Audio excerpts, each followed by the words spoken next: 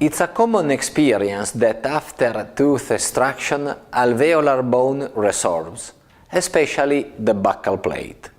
This well-documented natural healing may have dramatic effect if we want to place an implant to restore the teeth of our patient. This bone loss may be combined in the posterior areas, both maxillary and mandibular ones, with the bone loss due to trauma or periodontitis, thus leaving a basal bone height available for our implant very reduced. Today we won't discuss the many well-documented in literature surgical techniques that are useful to augment the bone height, but we sometimes can present some complications, higher cost, higher morbidity, and also much more time in our study for our patient. Today the topic is to discuss how to place a short implant in the safer way. A short implant starting from the definition of Dr. Renoir, which is one with the surface dedicated to the osseointegration less than 7 mm long. As well documented by our experience and also by the experience of many different authors, short implant works with good survival and success rate over time. But to work in a safer way, we need to follow a checklist. The first point of this checklist is the patient selection. Working mostly with periodontal patients, we need to take great care in inflammation and infection control, thus having a periodontal status also is reduced but in good health. Then the second aspect of this checklist is the implant selection, and here we have got two options. The one with the smooth collar of 1 mm long, and the other with the smooth collar of 2 mm long, which is born to place immediately transgingival. The premium 7 mm long can be both positioned with the smooth collar at the bone level or fully submerged, so with the smooth collar under the bone crest. This depends by available bone height, the aesthetic outcome we want to gain, and eventually by the bone augmentation we perform together with the implant placement, thus requiring soft tissue covering or not. In this case, for example, we had to replace a first maxillary molar. The basal bone height, as you can see, is extremely reduced, so also to place an implant of 7 mm, it was necessary to augment the bone by the means of osteotomes with a crestal approach. So we decided to place the implant fully submerged, covered by the soft tissue, and this is the X-ray control after 1 year of loading, where you can see the good performance of the sinus floor elevation and the good performance also of the surrounding crestal bone around the implant. The second choice is the premium TG 6 mm long. Like its name says, it is a transgingival implant, and it means that it must be placed with the smooth collar positioned at the bone crest and not below it. This can be helpful when the basal bone height is 6 mm long or little more. We are working in posterior areas, thus not so aesthetically demanding, and we have good keratinized tissue. The surgery selection regards different aspects. The analysis of the anatomical site and the surgical approach we want to have. Considering that we work with reduced basal bone available and often of poor quality, we need to dedicate great attention to the osteotomy, undersizing if necessary the preparation, working with safe instruments like piezosurgical device, or using the available drill stop references. In this case, for example, we have to replace a second premolar and a first maxillary molar.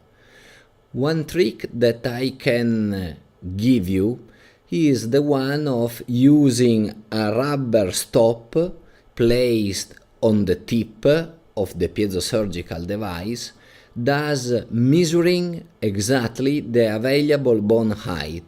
This, of course, to prepare in the safer way the osteotomy.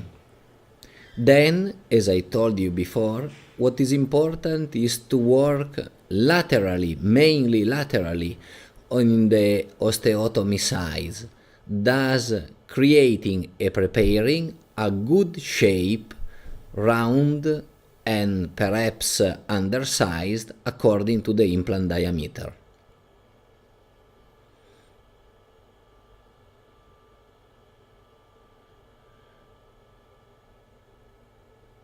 And sometimes placing the implant, we have always to remember that in posterior areas, bone is not so hard as we would like. So we don't have to use a hammer, but we have to place and insert the implant in the softer way. In this case, for example, we can appreciate that the bone, the fascial bone, had a little crack.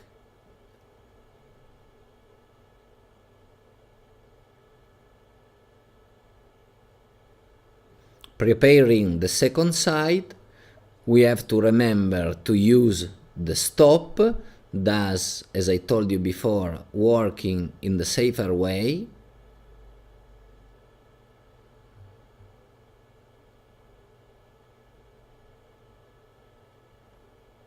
Then taking great attention in working mainly laterally, thus not using any round or drills that may move or skip away.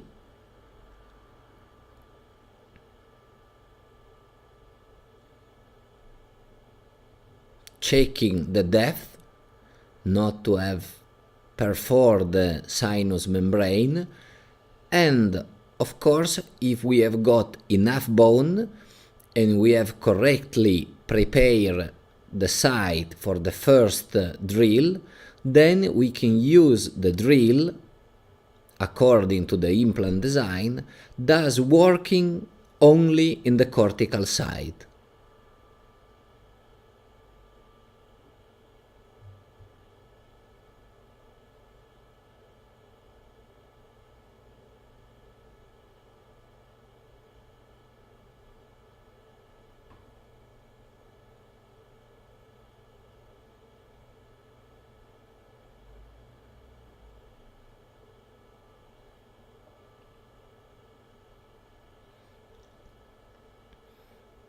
In placing the second implant, we have to slow down, remembering what has happened before.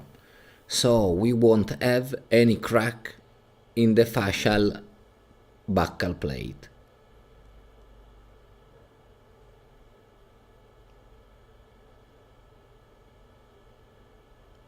Both the implant are inserted with the smooth collar under the bone level, in the correct way, parallel each other, so it's a good job. Peri-implant bone width. We know that the physiological recreation of the biological width is both horizontally and vertically. So we need to have at least 2 millimeters of bone surrounding our implant, and eventually we have to augment it, thus preserving bone walls around the implant. So we have to evaluate the position of our implant adopt, bone level or tissue level. A good escape that we can have with the Sweden and Martina implant is to use the switching platform concept, thus displacing the biological width also horizontally along the smooth collar and not only vertically. Switching platform is already performed with TG implants, while for premium we have to use the required and dedicated abutment. And finally, we have to take a look at the tissue selection with adequate keratinized soft tissue before the implant placement or after, during the uncovering, where we can augment the peri-implant keratinized tissue. I hope that this brief review and these few details that I told you will be useful for your practice, and of course they must be deepened and described in a longer situation. But I hope that this will be useful for your practice, and I hope that my implant, as your implant, will last as long as possible, probably arriving also some days inside a museum like this patient. Thank you. Vi ringrazio e arrivederci su Dental Med.